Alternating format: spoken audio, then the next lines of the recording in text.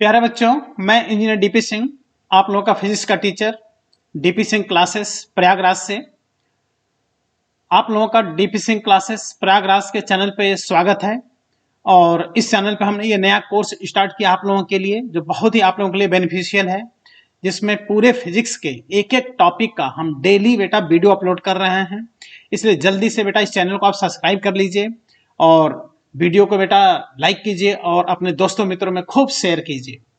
इस चैनल में जो हम क्वेश्चन करा रहे हैं, हर टॉपिक ऐसे दमदार क्वेश्चन करा रहे हैं बेटा, नीट एग्जाम तक ये पूरा क्वेश्चन कराते रहेंगे, जिससे कि आईटी और नीट एग्जाम में डायरेक्ट आप लोग को क्वेश्चन एग्जाम में मिले और नीट एग्जाम में आप 180 में 180 फिजिक्स में प्राप्त कर सकें। अगर आप बेटा सारे क्वेश्चन को ध्यान से देखते हैं और जितने क्वेश्चन हो आप लोग को सॉल्व करने के लिए देते हैं, अगर उसको आप सॉल्व करते हैं तो निश्चित है बेटा इसको आप लोगों को बेनिफिट मिलेगा। आज हम आप लोगों को स्टार्ट कर रहे हैं आज टॉपिक फिजिक्स में मॉडर्न फिजिक्स स्टार्ट किया है, जिसमें कि हमने ऑलरेडी लॉजिक गेट टॉपिक का वीडियो अपलोड कर दिया है। इसके पहले सेमीकंडक्टर का भी वीडियो हमने अपलोड कर दिया है।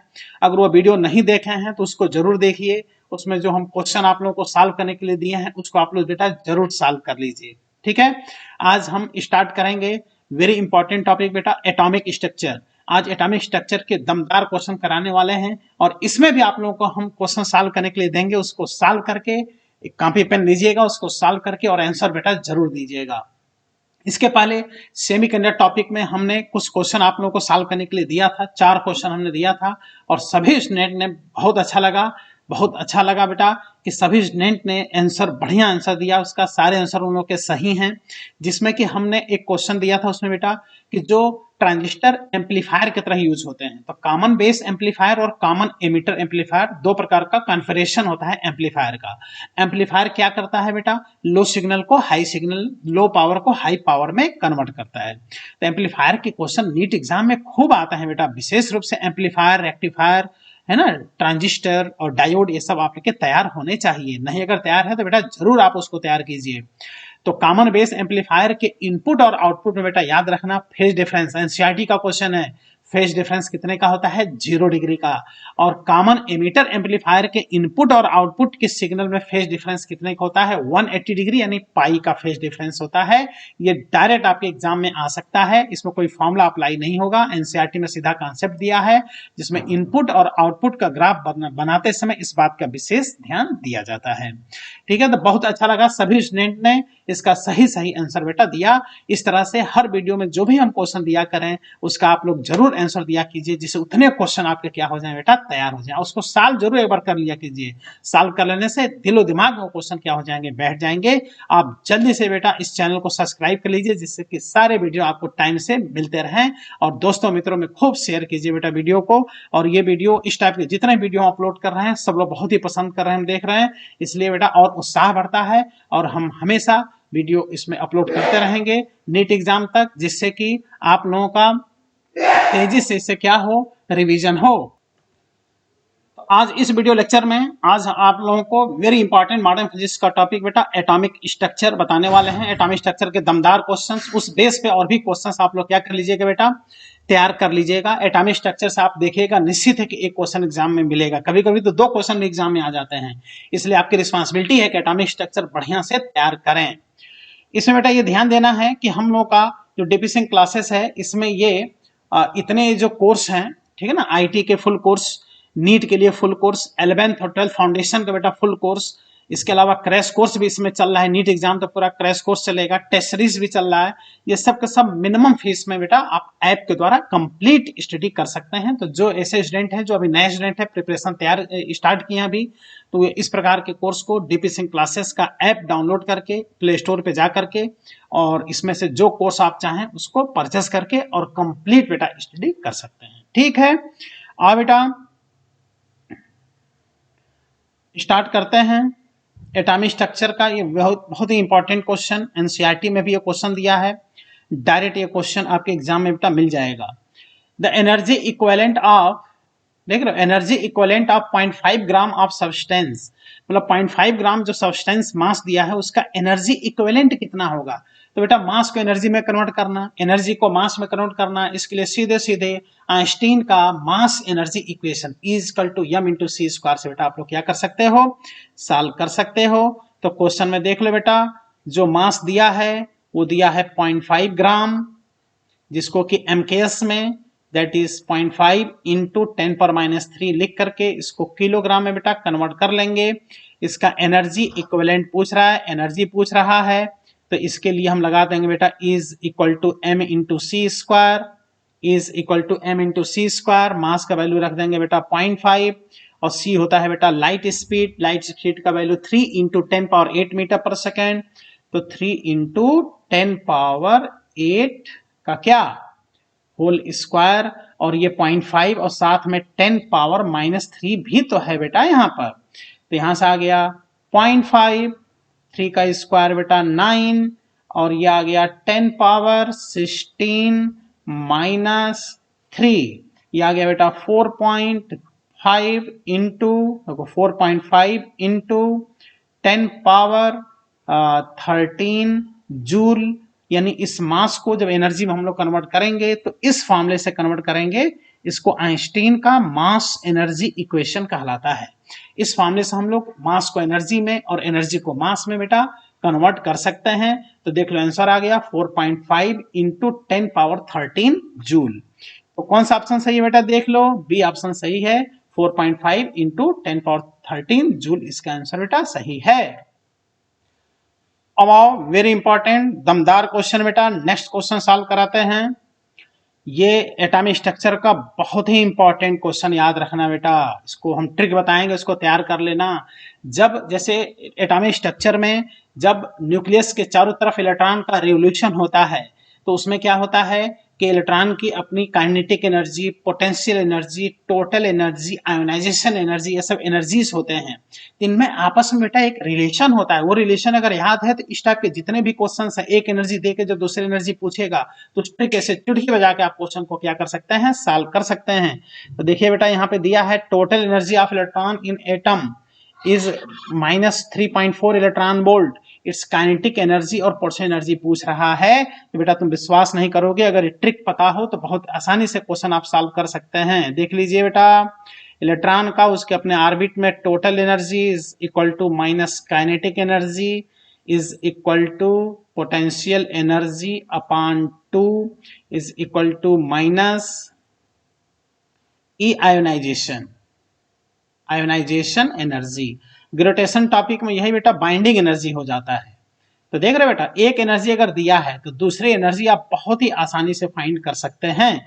अब जो ये क्वेश्चन दिया है तो कितना आसानी से सॉल्व हो जाएगा। टोटल एनर्जी दे दिया है और काइनेटिक एनर्जी पूछ रहा है, तो इसे देख लो, total energy is equal to minus kinetic energy, तो kinetic energy is equal to minus total energy is equal to minus, और टोटल एनर्जी है माइनस बेटा 3.4 इलेक्ट्रॉन वोल्ट, तो माइनस माइनस मिलके प्लस हो गया, तो काइनेटिक एनर्जी आ गया 3.4 इलेक्ट्रॉन वोल्ट। इसका मतलब इससे क्या पता चला, अगर बेटा क्वेश्चन में एग्जाम में टोटल एनर्जी दिया हो और काइनेटिक एनर्जी पूछे तो बस उसमें से माइनस हटा दो। देखो ना, इसमें -3.4 है, यहाँ से माइनस हट गया, तो टोटल एनर्जी में से अगर माइनस हटा दो तो काइनेटिक एनर्जी आ जाता है। इसके बाद कितना आसान है, देख लो ट्रिक बेटा, ये ट्रिक है, अगर ये ट्रिक याद है तो इस टाइप के क्वेश्चन चुटकी बजा के आप सॉल्व कर देंगे। और साथ में ग्रेविटेशन टॉपिक का भी क्वेश्चन सॉल्व हो जाएगा। ग्रेविटेशन में सैटेलाइट के लिए, अर्थ के चारों तरफ सैटेलाइट का रिवोल्यूशन होता है, उसके लिए बेटा आप उसमें भी kinetic energy, total energy, potential energy और बाइंडिंग एनर्जी का यही रिलेशन होता है। तो देख लो बेटा, यहाँ पर total energy is equal to potential energy upon 2, potential energy is equal to 2 into E is equal to, ये हो गया 2 और ई का वैल्यू कितना है -3.4 इलेक्ट्रॉन वोल्ट, ये आ गया माइनस कितना भाई 6.8 इलेक्ट्रॉन वोल्ट, ये आ गया पोटेंशियल एनर्जी। तो पोटेंशियल एनर्जी तो नेगेटिव होता ही है बेटा, टोटल एनर्जी नेगेटिव होता है, पोटेंशियल एनर्जी नेगेटिव होता है, लेकिन काइनेटिक एनर्जी और आयोनाइजेशन एनर्जी ये पॉजिटिव होता है। तो आंसर दिखाई दे रहा है, देख लो, टोटल काइनेटिक एनर्जी आ गया 3.4 और पोटेंशियल एनर्जी आ गया -6.8, ये बी ऑप्शन इसमें देखो सही है। तो ये इस ट्रिक से जितने भी एनर्जी वाले क्वेश्चन आपस में कोरिलेशन वाले क्वेश्चन है, सब बहुत ही आसानी से आपके सॉल्व हो जाएंगे। ये आपका तैयार भी अब हो गया बेटा, ठीक है, हमेशा के लिए तैयार हो जाएगा। सारे वीडियो से एक तरह से आप लोग देखते जाइए। चैनल को बेटा आप लोग सब्सक्राइब कर लीजिए, जिससे कि एकदम समय से आप लोग को वीडियोस मिलते रहें। और जब एग्जाम आ जाए उसके एक हफ्ता पहले सारे वीडियोस फटाफट आप एक हफ्ता पहले सब देख डालिए, इतने क्वेश्चन आपके तैयार हो जाएंगे और आप विश्वास नहीं करेंगे, आप फुल में फुल मार्क्स एग्जाम में बेटा पा सकते हैं। बस यह है कि टॉपिक को और थारोली आप पूरा पढ़ डालिए, ठीक। अगर जो भी हम क्वेश्चन दे रहे हैं उसका आप जवाब दे ले जा रहे हैं, मतलब आप टॉपिक को विशेष रूप से क्या किए हुए हैं बेटा, तैयार किए हुए हैं। नेक्स्ट क्वेश्चन बेटा देखो, थ्योरेटिकल क्वेश्चन, बहुत ही अच्छा क्वेश्चन, ये भी डायरेक्ट एग्जाम में बेटा आता है। किसी भी एटम के लिए जब न्यूक्लियस के चारों तरफ इलेक्ट्रॉन रिवोल्यूशन करता है तो अलग अलग बेटा एनर्जी लेवल होते हैं। क्या होते हैं? अलग अलग एनर्जी लेवल। तो जैसे यहाँ पे न्यूक्लियस है, न्यूक्लियस के चारों तरफ इलेक्ट्रॉन कैसे रिवोल्यूशन होता है, ये डिफरेंट ऑर्बिट्स बेटा होते हैं। तो जैसे से तुम आगे बढ़ते हो बेटा, लोअर से हायर एनर्जी लेवल मिलता है। तो जब लोअर से हायर एनर्जी लेवल की तरफ बेटा जाया जाता है तो ऐसे में इलेक्ट्रॉन की लोअर से हायर एनर्जी लेवल में हम लोग जाते हैं तो इलेक्ट्रॉन के बेटा पोटेंशियल एनर्जी इंक्रीज करती है, टोटल एनर्जी बेटा इंक्रीज करती है, काइनेटिक एनर्जी बेटा डिक्रीज करती है, और वेलोसिटी भी क्या करती है, डिक्रीज करती है। लेकिन हायर एनर्जी लेवल से अगर बेटा लोअर एनर्जी लेवल में आओगे, देखो हायर से अगर लोअर की तरफ आओगे तब पोटेंशियल एनर्जी क्या होगा बेटा, घटेगा, टोटल एनर्जी भी क्या होगा, डिक्रीज होगा, बट काइनेटिक एनर्जी और वेलोसिटी ये स्पीड क्या कर जाएगा इलेक्ट्रॉन का, इंक्रीज कर जाएगा। अच्छा, इसको कैसे याद रखोगे तुम बताओ कि परसेंटेज बढ़ेगा कि घटेगा? तो तुम मान लो मल्टी स्टोरी बिल्डिंग पे हो, तो जैसे से तुम नीचे आते जाते हो तुम्हारी हाइट ग्राउंड से कम होती जाती है तो परसेंटेज कम हो जाती जाती है। एकदम उसी मेथड से इसको भी याद रखना, कभी भूलेगा नहीं बेटा। तो अब इसमें देख लो क्या कह रहा है क्वेश्चन में, the electron in a hydrogen atom makes a transition from an excited state to ground state. मतलब एक्साइटेड स्टेट मतलब किसी हाई एनर्जी लेवल से ग्राउंड स्टेट में आ रहा है। तो which of the following statement is true? तो पहले से अगर बेटा आपके मन में है कि क्या घटता है क्या बढ़ता है, तो फट से आपको ऑप्शन मिल जाएगा। इसमें पहला ऑप्शन चेक करें, इट्स काइनेटिक एनर्जी इंक्रीजेस। देखो हायर एनर्जी लेवल से किस में आ रहा है, हायर एनर्जी लेवल से लोअर एनर्जी लेवल में आ रहा है, तो काइनेटिक एनर्जी इंक्रीजेस, तो सही कह रहा है बेटा। And it's potential energy and total energy decreases, बहुत सही बेटा। देखो पोटेंशियल एनर्जी डिक्रीजेज और टोटल एनर्जी भी डिक्रीजेज, ये तो एकदम सही कह रहा है, क्योंकि हाई एनर्जी लेवल से लोअर एनर्जी लेवल में आएगा तो काइनेटिक एनर्जी इंक्रीज करेगा, but potential energy total energy क्या कर जाएगा, डिक्रीज। ये तो पहला ही ऑप्शन बेटा मिल गया। तो कैसा थ्योरेटिकल क्वेश्चन है। तो बस अगर एटॉमिक स्ट्रक्चर को विशेष रूप से आप तैयार कर लेते हैं तो फिक्स एक क्वेश्चन आपको एग्जाम में मिलेगा, निश्चित है मिलना है, और एकदम छोड़ना नहीं है इस क्वेश्चन को एग्जाम में बेटा। एटॉमिक स्ट्रक्चर से जो भी क्वेश्चन आएगा बहुत आसानी से सॉल्व कर सकते हैं, सिर्फ चुटकी बजा के सॉल्व कर सकते हैं। ये सब जिंदगी बनाने वाले टॉपिक्स हैं बेटा, जिंदगी बना देंगे। और खूब मेहनत से आप लोग पढ़ाई कीजिए, क्योंकि एग्जाम में ज्यादा नहीं रह गया है। कोई भी कंपटीशन होता है, कोई भी दौड़ होता है, तो लास्ट में बेटा अपनी स्पीड बढ़ा देनी चाहिए। तो इसलिए अब देखा जाए तो ज्यादा समय नहीं है, इसमें खूब मेहनत कीजिए, कोई टॉपिक छोड़िए नहीं। और ये जितने भी वीडियो हम अपलोड कर रहे हैं बेटा इस समय, ये बहुत ही आपके लिए हेल्पफुल होगा। बस ध्यान से एक एक क्वेश्चन को देखना है, एक एक क्वेश्चन को सॉल्व करना है जितना हम बता रहे हैं। इसके अलावा जो हम सॉल्व करने का आप लोगों को देंगे उसको सॉल्व करके ही कॉपी ले लीजिए, सॉल्व करके उसका आंसर आप कमेंट बॉक्स में बेटा जरूर दीजिए। नेक्स्ट क्वेश्चन कराते हैं, ये देखो बेटा बहुत ही इंपॉर्टेंट क्वेश्चन।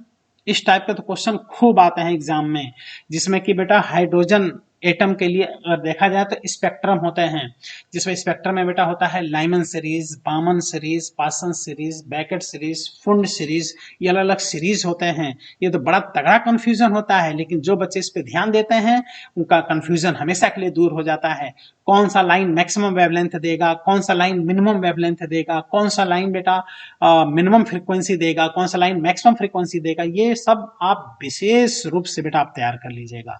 क्योंकि स्पेक्ट्रम, एमिशन स्पेक्ट्रम से ही क्वेश्चन एग्जाम में आता है, जिसमें रेडबर्ग इक्वेशन अप्लाई करके हम लोग क्वेश्चन को आसानी से क्या कर सकते हैं बेटा, सॉल्व कर सकते हैं। तो एटॉमिक स्ट्रक्चर का बेटा इस टाइप का क्वेश्चन बहुत ही इंपॉर्टेंट माना जाता है, ठीक है, जिसमें कि स्पेक्ट्रम का बेटा नाम ले लेता है लाइमन सीरीज, बामर सीरीज, तो वही तो नाम लिया है बेटा इस क्वेश्चन में।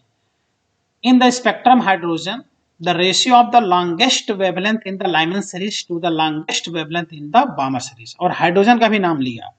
यानी इसका एटॉमिक नंबर Z क्या चलेगा 1, और ये सॉल्व होगा बेटा किससे, रिडबर्ग इक्वेशन से। किससे सॉल्व होगा, रिडबर्ग इक्वेशन से। बहुत ही आसानी से सॉल्व हो जाता है। इसलिए इस टॉपिक में आपकी रिस्पांसिबिलिटी है बेटा कि रिडबर्ग इक्वेशन तैयार कर लें, और इस पे 4-5 क्वेश्चन रिडबर्ग इक्वेशन पे स्पेक्ट्रम से रिलेटेड जरूर तैयार कर लें। तो अगर हम बात करें तो ये बेटा n=1 ग्राउंड स्टेट होता है। इसके बाद से ये n=2 हो गया, n= बेटा 3 हो गया। अब बेटा अगर इलेक्ट्रॉन n=2 से n=1 में जंप करता है तो इसको बोलते हैं बेटा लाइमन सीरीज। किसी भी हाई एनर्जी लेवल से n=1 में इलेक्ट्रॉन आएगा, ये लाइमन सीरीज होगा। किसी भी हाई एनर्जी लेवल से इलेक्ट्रॉन n=2 में आएगा तो ये निश्चित है बेटा बामर सीरीज होगा। तो लाइमन सीरीज और बामर सीरीज का नाम ले रहा है, और वो भी कह रहा है कि बेटा लॉन्गेस्ट वेवलेंथ। तो स्टूडेंट ये भूल जाता है कि किसी भी सीरीज का पहला लाइन और लास्ट लाइन इनफाइनाइट से आता है, कौन मैक्सिमम वेवलेंथ देता है। तो जो पहला लाइन है बेटा वो मैक्सिमम वेवलेंथ देता है, और जो लास्ट वाला लाइन होता है वो मिनिमम वेवलेंथ देता है। लास्ट वाला लाइन का फोटॉन की एनर्जी सबसे ज्यादा होती है, फ्रीक्वेंसी मैक्सिमम होता है। तो देखो ये लाइमन सीरीज का पहले लाइन का ये मैक्सिमम वेवलेंथ होगा, और ये बामर series any high energy level से इलेक्ट्रॉन जब n=2 में आएगा तो बामर सीरीज होगा। तो ये बेटा λ2 होगा बामर सीरीज का फर्स्ट लाइन, ये होगा बेटा लाइमन सीरीज का फर्स्ट लाइन। ये लाइमन सीरीज है, ये बामर सीरीज है, और किसी भी सीरीज का first line first member maximum wavelength का फोटॉन जनरेट करता है। तो आपसे क्या पूछ रहा है बेटा, लाइमन सीरीज और बामर सीरीज के मैक्सिमम वेवलेंथ का रेशियो पूछ रहा है। देखो लाइमन सीरीज और बामर सीरीज के वेवलेंथ का रेशियो, इसके लिए आप अप्लाई कर दो बेटा क्या, रिडबर्ग इक्वेशन। रिडबर्ग इक्वेशन में बेटा जिंदगी बनाने वाला इक्वेशन है, इसको याद रखना बेटा। रिडबर्ग इक्वेशन को आप लोग क्या, Rydberg equation 1/λ is equal to r into Z square 1/n final square minus 1/n initial square. बस इसको अप्लाई कर दो। इसके लिए अप्लाई कर लो λ1 के लिए, लाइमन सीरीज के लिए तो 1/λ1 कर दो, r को r रहने दो, z का वैल्यू हाइड्रोजन एटम के लिए बेटा 1 हो जाएगा, 1 का स्क्वायर 1, और लाइमन सीरीज में ये हो गया बेटा n=2 इनिशियल हो गया और n=1 फाइनल हो गया। तो यहाँ इनिशियल के स्थान पे 2 रख देंगे, फाइनल के स्थान पे 1 रख देंगे, तो 1 का स्क्वायर बेटा 1 माइनस 1/2 का स्क्वायर, ये आ गया।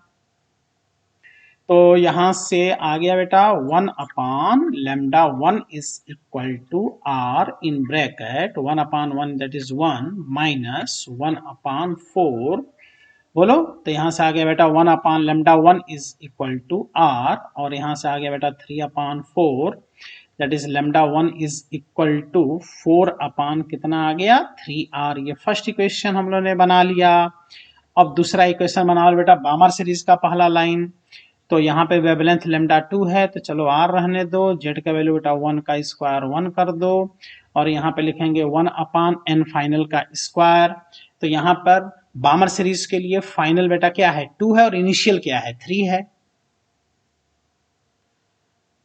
तो 2 का स्क्वायर माइनस 1/3 का स्क्वायर, तो ये आ गया बेटा 1/λ2 is equal to r 1/4 minus 1/9, that is बेटा 1/λ2 is equal to r। इसमें LCM हो गया बेटा 36, यहाँ हो गया 9 minus 4, तो यहाँ से λ2 is equal to आ गया 36/5r।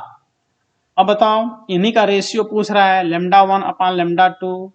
λ1 लाइमन सीरीज है, ये बामर सीरीज है, रेशियो लोगे तो ये हो जाएगा 4/3r इंटू 5r/36, ये आ गया कितना 9, r से r बेटा कट गया, और λ1/λ2 लाइमन सीरीज का मैक्सिमम वेवलेंथ और बामर सीरीज के मैक्सिमम वेवलेंथ का रेशियो 5/9 इंटू 3 27 बेटा आया कि नहीं आया। ये सब क्वेश्चन एकदम डायरेक्ट एग्जाम में आते हैं, ये देखने में ऐसा लग रहा है, लेकिन तुम चाहो तो 2 लाइन में सॉल्व कर सकते हो। फॉर्मूला मन में रखो, वैल्यू पुट करो, तुरंत क्वेश्चन बेटा सॉल्व हो जाता है। लेकिन बेटा आपकी रिस्पांसिबिलिटी है, अगर ऐसे क्वेश्चन आप तैयार नहीं कर रहे हैं तो निश्चित है एटॉमिक स्ट्रक्चर के क्वेश्चन बेटा एग्जाम आप छोड़ेंगे। डायमंड सीरीज, बामर सीरीज जो स्पेक्ट्रम है, इसको आप विशेष तैयार कीजिए। कौन सा लाइन मैक्सिमम वेवलेंथ देगा, कौन सा लाइन मिनिमम वेवलेंथ देगा, किसे सीरीज लिमिट कहते हैं, किसे फर्स्ट मेंबर कहते हैं, कौन सा मैक्सिमम फ्रीक्वेंसी देगा, कौन सा मिनिमम फ्रीक्वेंसी देगा, किस सीरीज के लिए इलेक्ट्रॉन कहां से कहां जंप करता है, ये आपकी रिस्पांसिबिलिटी है बेटा तैयार करना। इसको आप तैयार कर लेते हैं तो इसी से क्वेश्चन एग्जाम में आता है और निश्चित आप एग्जाम में क्वेश्चन कर दें। एटॉमिक स्ट्रक्चर का क्वेश्चन बहुत ही आसान बेटा माना जाता है। ठीक है, इसके बाद से क्वेश्चन देखिए बेटा, ये जो क्वेश्चन है, ये क्वेश्चन आपका होमवर्क है। आप बेटा इसको सॉल्व करके इसका आंसर डिस्क्रिप्शन बॉक्स में आप दीजिएगा बेटा, कमेंट बॉक्स में इसका आंसर दीजिएगा। कमेंट बॉक्स में जब इसका आंसर देंगे तो हम देख लेंगे आप लोगों ने क्या आंसर दिया है, फिर हम सही आंसर बेटा बताएंगे। बहुत ही इंपॉर्टेंट क्वेश्चन, ये डायरेक्ट क्वेश्चन एग्जाम में आता है। आप इसका आंसर सॉल्व करके दीजिएगा कि आंसर बेटा आपका याद हो जाए। इसके बाद से ये भी एक क्वेश्चन है थ्योरेटिकल, पढ़ेंगे तुरंत आंसर आपको पता चल जाएगा। इसका भी आंसर आपको देना है बेटा कमेंट बॉक्स में। फिर ये भी एक क्वेश्चन है, इसमें फिर देख रहे हैं बेटा एम सेल क्या है, एल सेल क्या है, वही लामेन सीरीज, बामर सीरीज, ये सब एल सेल, एम सेल, ये सब कहलाते हैं। तो कहां से कहां इलेक्ट्रॉन आ रहा है, इस क्वेश्चन से एक क्वेश्चन ईमानदारी से अगर ये आप सॉल्व कर लीजिए तो इस टाइप के सारे क्वेश्चन बेटा आपके क्या हो जाएंगे, तैयार हो जाएंगे। तो ये 3 क्वेश्चन हमने आप लोगों को क्या दिया बेटा, होमवर्क दिया। अगर ये 3 क्वेश्चन आप ईमानदारी से पेन उठाइए और कॉपी उठाइए और सॉल्व करके तुरंत आंसर दीजिए। अगर ईमानदारी से आंसर दे देते हैं तो निश्चित है कि एटॉमिक स्ट्रक्चर आपका क्या है बेटा, तैयार है। इसके पहले वीडियोस जो भी हमने अपलोड किया है लॉजिक गेट और सेमीकंडक्टर, उसको भी आप लोग देख लीजिएगा और उसको शेयर कर दीजिएगा। इस वीडियो को भी बेटा खूब शेयर कीजिए, लाइक कीजिए और चैनल को सब्सक्राइब अगर नहीं किए हैं तो निश्चित है बेटा आप सब्सक्राइब कर लीजिए, जिससे कि सारे वीडियोस आपको समय से मिलते रहें। और खूब मेहनत से बेटा पढ़ाई कीजिए, मन को हमेशा प्रसन्न रखिए, चेहरे पर हमेशा मुस्कुराहट आपकी रहनी चाहिए, जिससे कि आप अपनी जिंदगी बना सकें। ज़्यादा टाइम अब नहीं बचा है बेटा एग्जाम में, एक एक लाइन बेटा आप स्टडी कीजिए। Thank you, all the best.